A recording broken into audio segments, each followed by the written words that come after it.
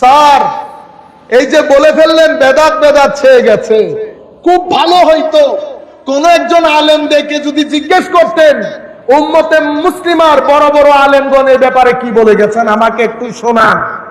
বেদাত বলে কাকে? বেদাতের একটা শাব্দিক অর্থ আছে না? তো শাব্দিক দিক থেকে বেদাত হচ্ছে নতুন একটা জিনিস। আপনাদের বোঝার জন্য আমি একাডেমিক যারা শুনতেছেন তাদেরকে বলছি, এখানে অনেক কথা আমি সাধারণ মানুষ বোঝার জন্য বলছি। মূল বক্তব্যটা এমন কাজ যেটা এখন হচ্ছে, আগে কখনো হয় আলা গায়রি মিসালিন সাবিক, এর মিসাল আগে পাওয়া যায় না।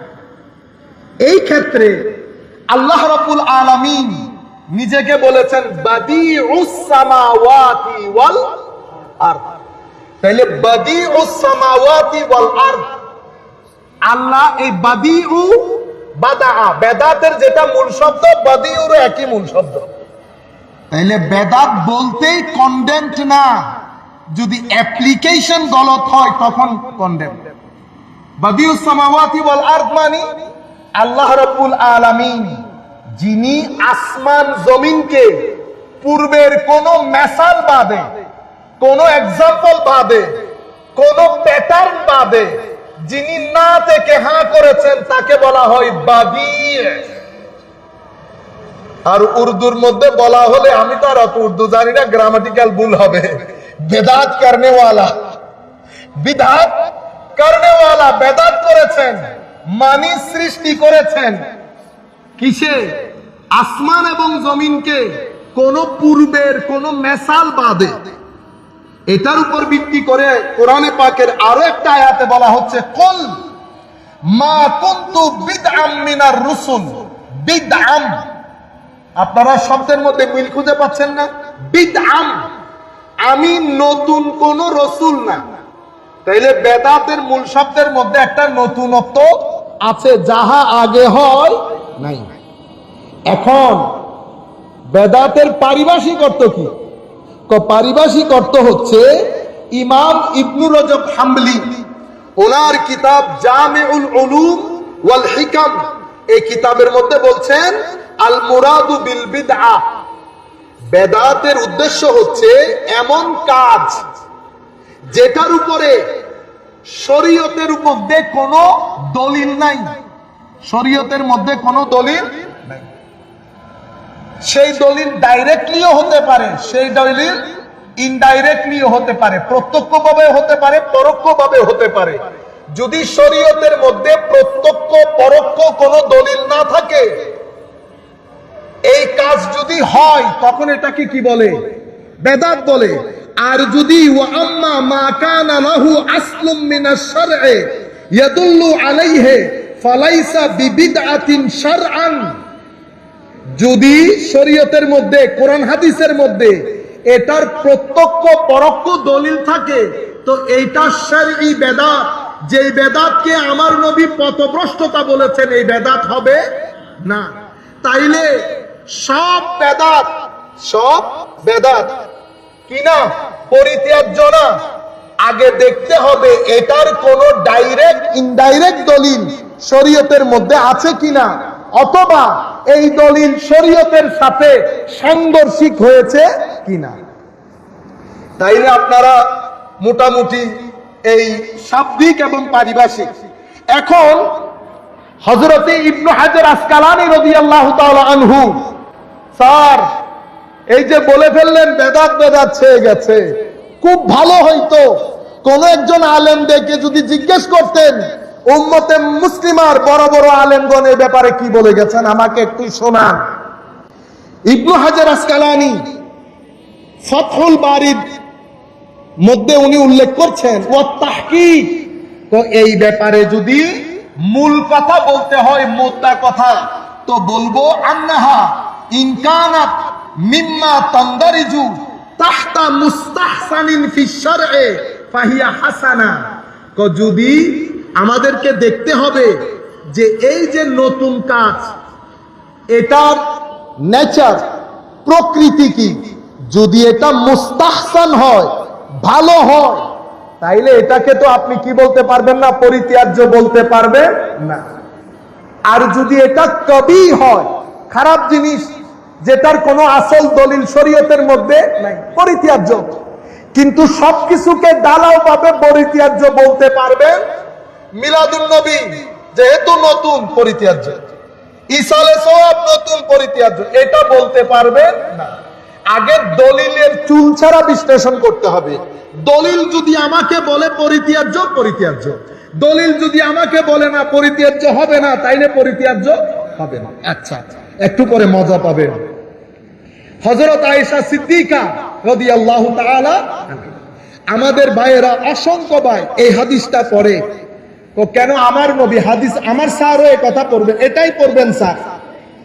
আপনার সাথে কথা হলে আপনি হয়তো এই দলিলই পড়বেন, মান আহদাসা ফি আমরিনা হাযা মা লাইসা মিনহু ফাহুয়া রাদ।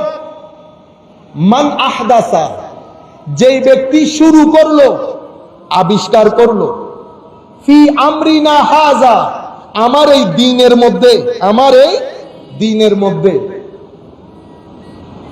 মা লাইসা মিনহু, স্যার আমার নবী যদি বলতেন আমার এই দ্বীনের মধ্যে কোন ব্যক্তি যদি কোনো কিছু আবিষ্কার করে সেটা মারদুদ, রিজেক্টেড, পরিত্যাজ্য, এটা বলেন নাই।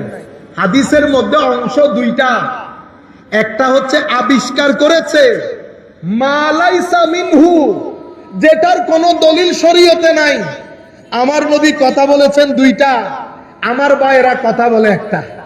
তাইলে আমার আল্লাহ বলছে, আমার নবী বলছেন, যে এই ব্যক্তি শরীয়তের মধ্যে নতুন কোনো কিছু আবিষ্কার করলো যা শরীয়তের মধ্য থেকে নহে, মানে শরীয়তে যেটা ডাইরেক্ট ইনডাইরেক্ট কোনো দলিল নাই, সেটাই মারদুদ, পরিত্যাজ্য হবে। আমার নবী কন্ডিশন দিয়েছেন দুইটা, একটা মান আহদাসা ফি আমরিনা হাযা, আর একটা মা লাইসা মিনহু। অর্থাৎ আমার নবীর শর্ত দুইটা, একটা হচ্ছে নতুন কাজ হইতে হবে, আর একটা হচ্ছে এটার কোনো দলিল শরীয়তে থাকতে পারবে না। আমরাও বলছি নতুন কাজ, শরীয়তের কোনো দলিল নাই, তখন সেটা পরিত্যাজ্য হবে। আপনারা বুঝতে পেরেছেন?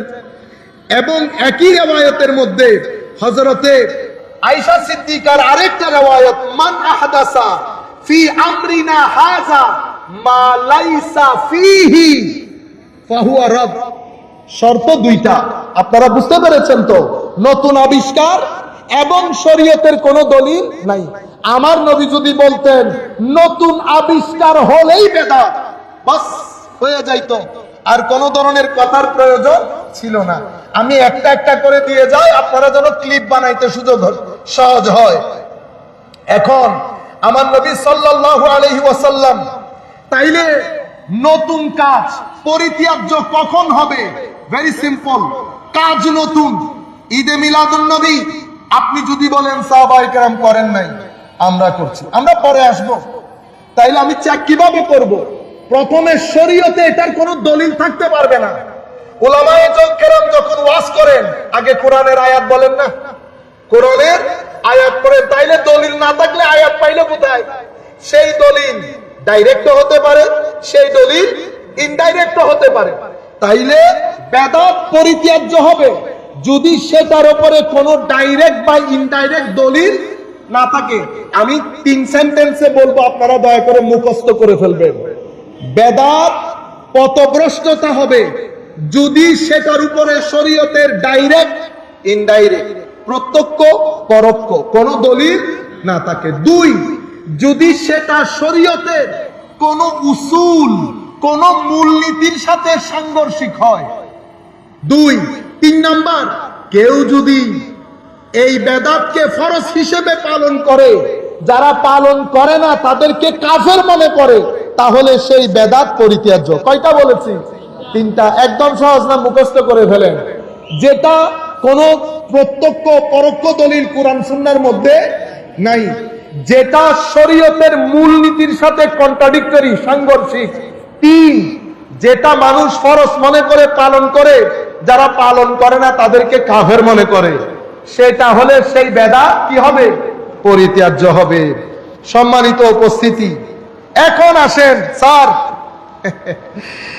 আমার স্যার কুল্লু বিদআতিন দালালা করেছে, কিন্তু এই কথা আমার নবী কোন হাদিসে বলেছে?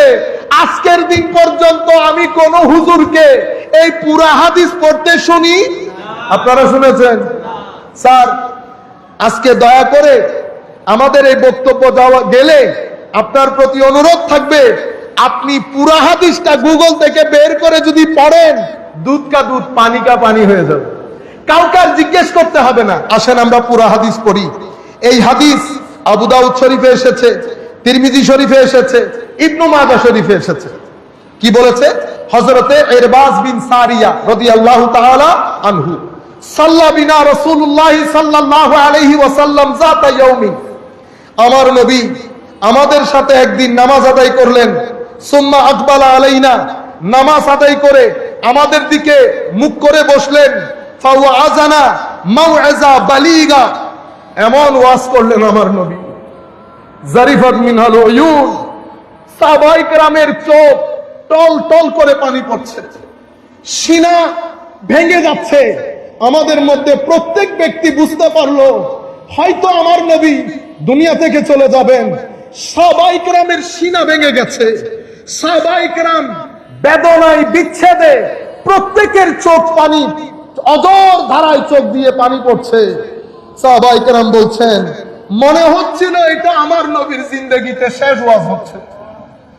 তখন আমার নবী বললেন, তখন এক ব্যক্তি, ফাকালা কাইলুন, এক সাহাবী উঠে বললেন, ইয়া রাসূলুল্লাহ সাল্লাল্লাহু আলাইহি ওয়াসাল্লাম, কাআন্না হাযিহি মাউইজা, হুজুর দেখতে তো মনে হচ্ছে এটা আপনার জীবনের শেষ ওয়াজ, হুজুর আমাদেরকে কিছু নসিহত করেন।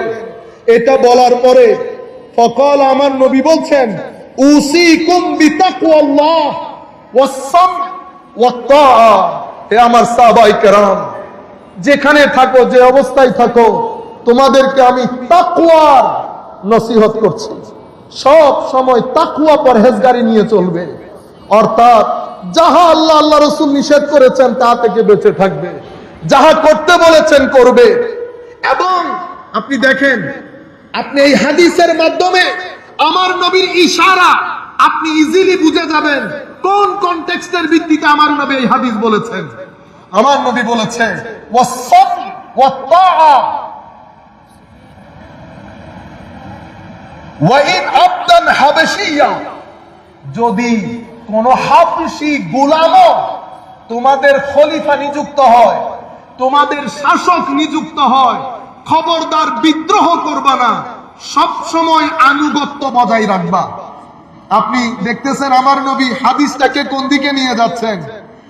নসিহত করতে বলেছেন, আমার নবী তাকওয়ার নসিহত করলেন, শাসকের প্রতি আনুগত্যের নসিহত করলেন, বলেছেন কোন হাবশী গোলামও যদি শাসক হয় খবরদার বিদ্রোহ করবে না।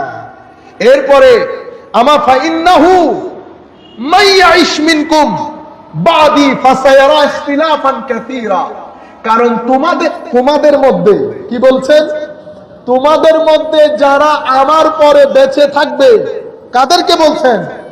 সাহাবায়ে কেরামকে। তোমাদের মধ্যে যারা আমার পরে বেঁচে থাকবে তারা অনেক ইখতিলাফ দেখতে পাবে। কি দেখতে পাবে? অনেক ইখতিলাফ।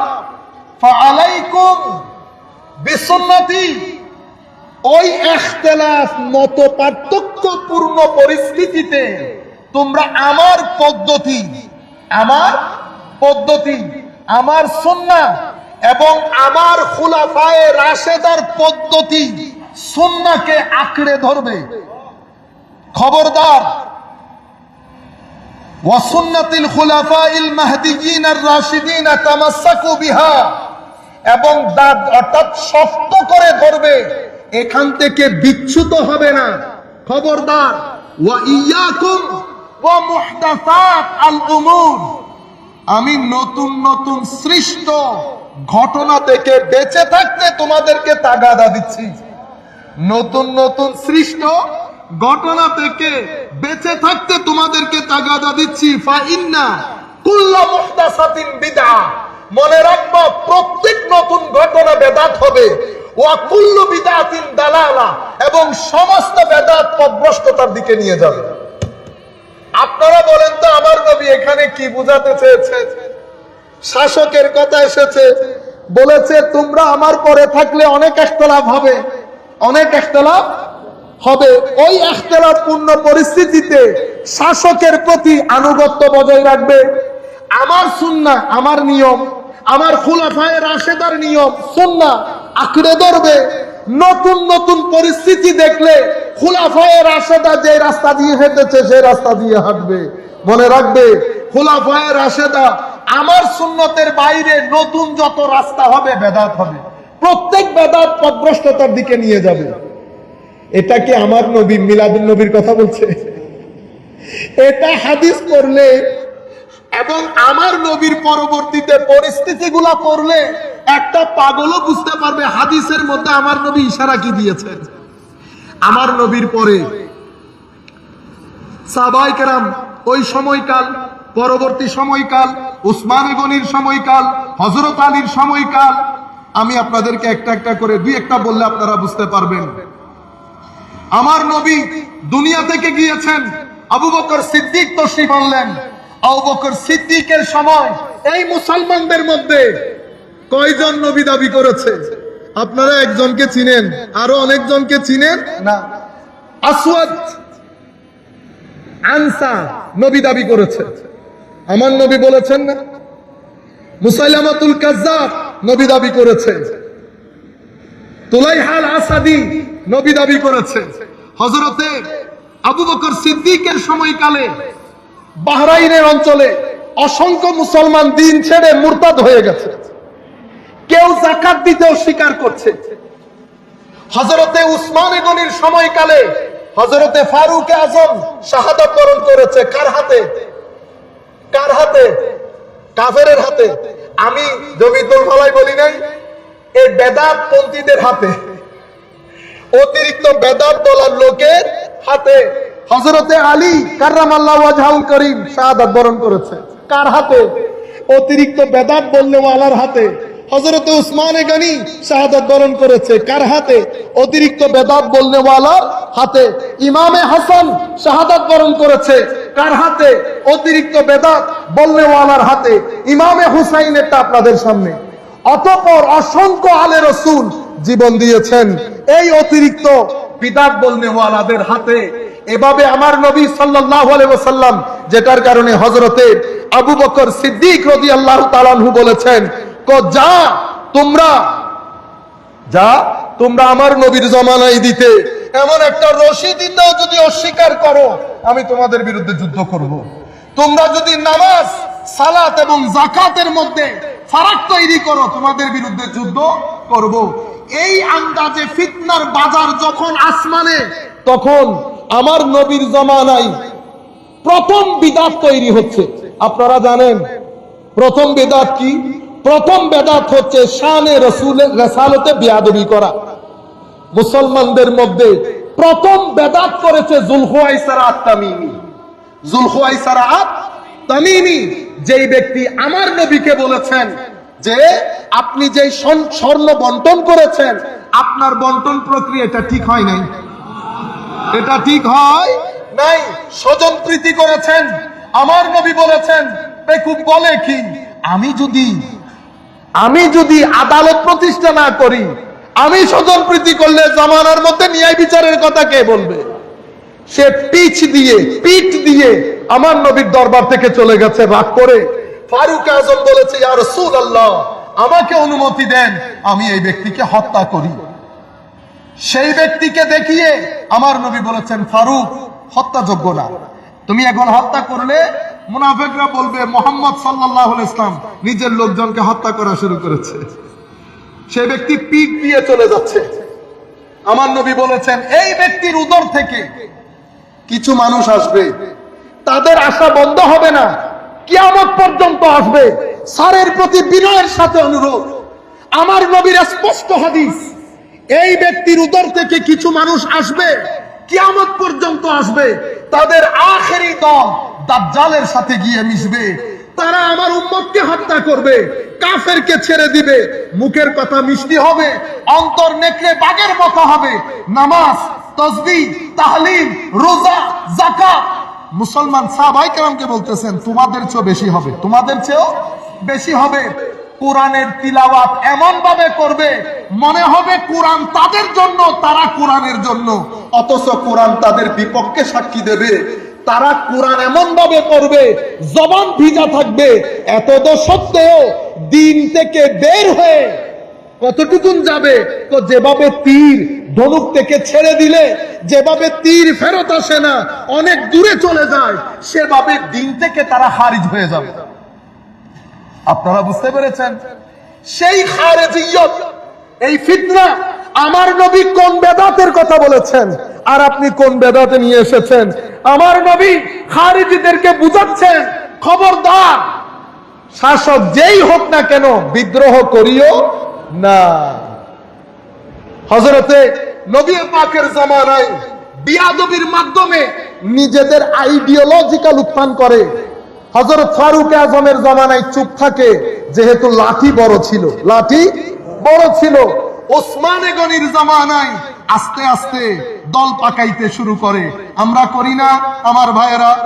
এই মসজিদের মধ্যে আমরা ধরেন অন্য ধরনের নামাজ শিক্ষা দিব, যেটার দিকে আমার স্যার ইঙ্গিত দিয়েছেন, এমনি করে নামাজ পড়া পড়েছেন আমার ভাই।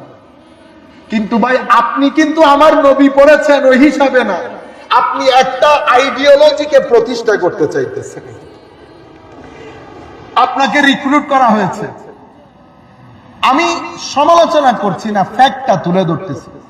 আমাদের ভাই এখানে অনেকে ফাইন্যান্সিয়াল ক্রাইসিসের মধ্যে আছে, অনেকে আছে। তাকে যদি বলে ৬-৭ হাজার টাকা দিব, তুমি এই আন্দাজে নামাজ পড়ো, সে না আগে বুঝছে না পরে বুঝছে। তার তো কোনো দোষ নাই, তার টাকার দরকার। পেটে ভাত না থাকলে দিন সুন্দর রাখবে কি করে? সে মেনে নিয়ে, সেও জানে প্রত্যেক এলাকার মধ্যে একটা বড় ভাই থাকে, বড় ভাইয়ের পকেটে কিছু টাকা আসে। আপনারাই বলেন বড় ভাই কিছু করে না কিন্তু চলে। কেমনে চলে? দুই অবস্থা থেকে খালি না, হয় আল্লাহ খাওয়ায় নতুবা অজাগা থেকে তুলে আনে। দুইটা থেকে তো তৃতীয় পন্থা কোনো কিছুই নাই। তখন উনি এলাকার মধ্যে ফিতনাগুলা কিভাবে সৃষ্টি করেন? যেই মসজিদের মধ্যে দাপট বেশি, সেই মসজিদে 2 জন মুসল্লি 3 জন মুসল্লিকে হাত করে রুটি আর সারাবুট পেঁয়াজু খাওয়াইয়া। বুঝতে পেরেছে? খেয়েছে। প্রথমে ধাক্কা মারে, যদি ইমাম শক্ত হয় ইমাম, খতিব শক্ত হলে খতিব। এখান থেকে আমি কালকে জুমাই বলবো, আজকের বক্তব্য এখান পর্যন্ত শেষ, যেহেতু মূল টপিক থেকে সরে যাচ্ছে। এখান থেকে কালকে বলবো। এভাবে উম্মতে মুসলিমার মধ্যে গত 1100 বছর পর্যন্ত উম্মত মাযহাব অনুসরণ করেছে। ফতোয়া এসেছে বেদাত, উম্মতের মধ্যে দ্বৈততা তৈরির জন্য।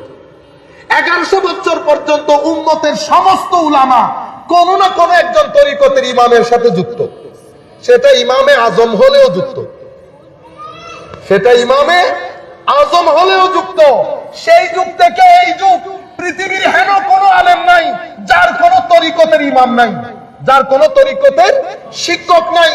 আজকের দুনিয়া পর্যন্ত, সেটা আলী জুমা হোক, সেটা হযরতে শেখ সাইদ রমাদান বুতি হোক, শাইখুল ইসলাম ডক্টর তাহেরুল কাদরি হোক, যেই ব্যক্তি হোক না কেন, একজন ইমাম আছেন পিছনে। বলে দেওয়া হলো তরিকত তাসাউফ বেদাত, তরিকত তাসাউফ বেদাত। মূল ফতোয়া দিয়েছে বাইরে থেকে। তাহলে মাযহাব বেদাত, তরিকত তাসাউফ বেদাত। এবং আমরা কে? আমরা মুসলমান, আমাদের অন্য কোনো পরিচয় নাই। আল্লাহ রাব্বুল আলামিন আমাদের পরিচয় দিয়েছেন ওয়াসাম্মাকুম মুসলিমিন, আমরা মুসলমান। আমরাও জানি আমরা মুসলমান। আপনারা বুঝতে পেরেছেন? আমরা মুসলমান।